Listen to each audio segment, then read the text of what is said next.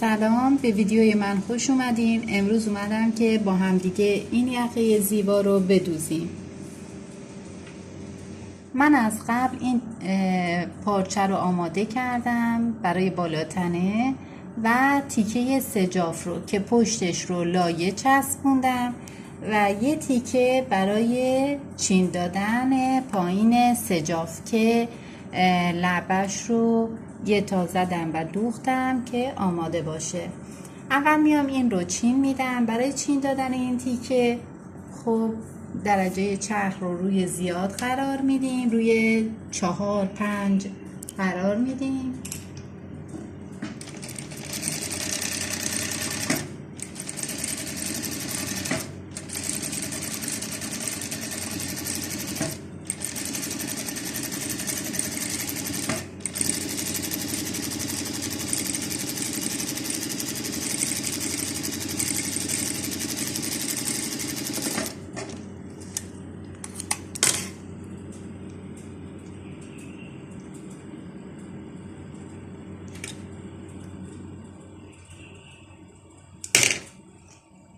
به خاطری که چین بخوره نخ پشت رو سعی کنیم که بکشیم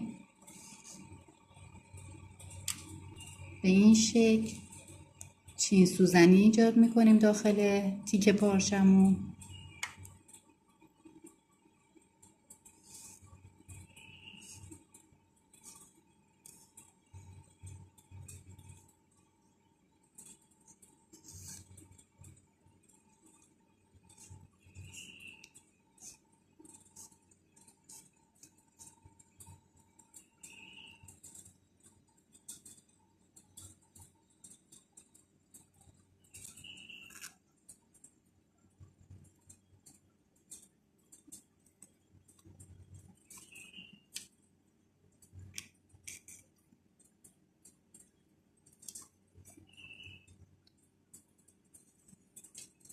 سعی کنید چینه ها یک دست باشه، یعنی یک جا زیاد و یک جا کم نباشه، همه تقریبا به یک اندازه باشه. چین ها باید به اندازه دور تا دور سجافمون بشه. تقریبا اندازه است. سعی میکنیم فقط چین ها رو یک دست کنیم.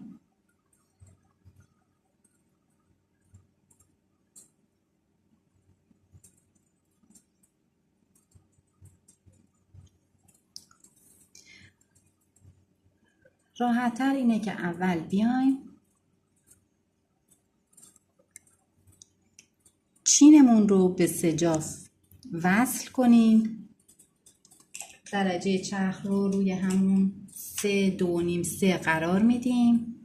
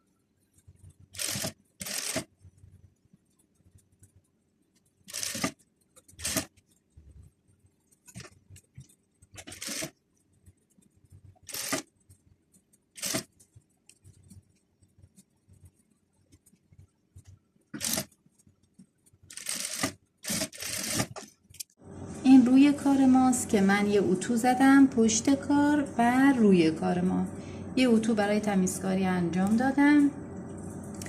این پشت لباس ماست. ما میایم این رو به پشت میذاریم به این شکل. پشت لباسه این رو روش میذاریم.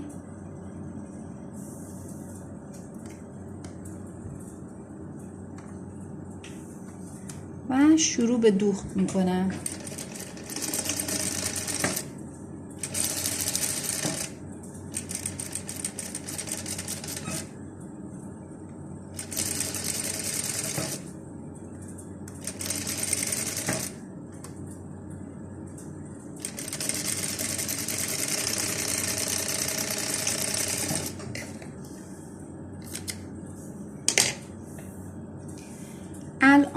میام این 7 رو که شکلش رو کشیدم الان میام این رو چرخ میکنم. بهتره که چرخ رو روی درجه ریز قرار بدیم.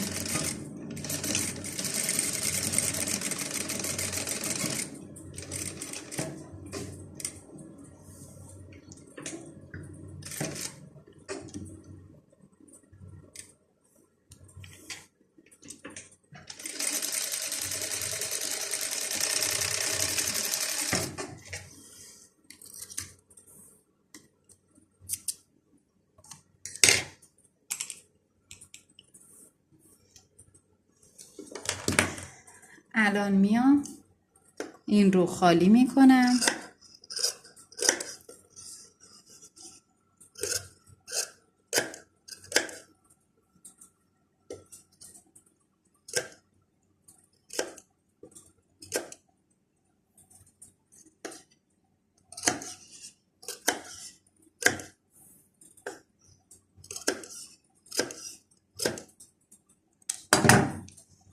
و این رو برمیگردونیم.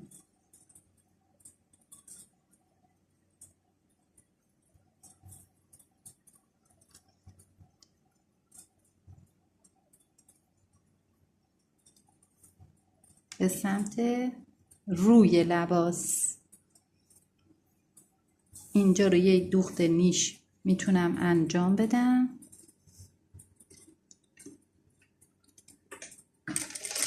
همونطور که میبینید تمام اضافات رو دادیم رو به لباس.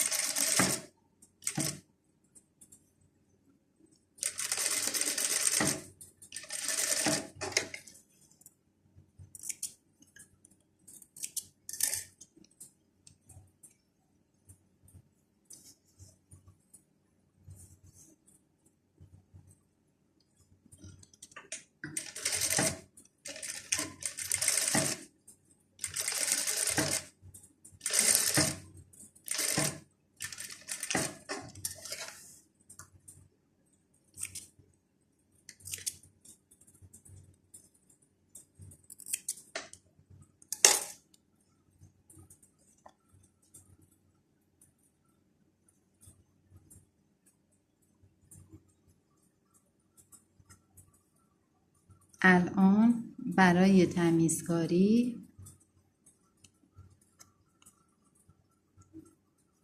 یک اتو انجام میدیم که کارمون تمیز در بیاد.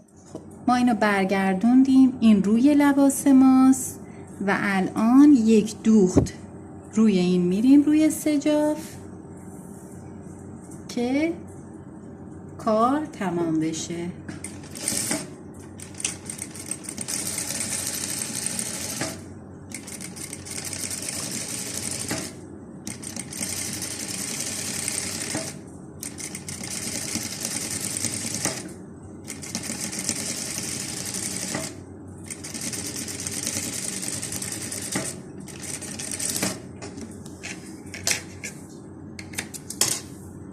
و این هم یقه زیبای ما که برای لباس‌های بچگونه و لباس‌های خانوما میشه استفاده کرد.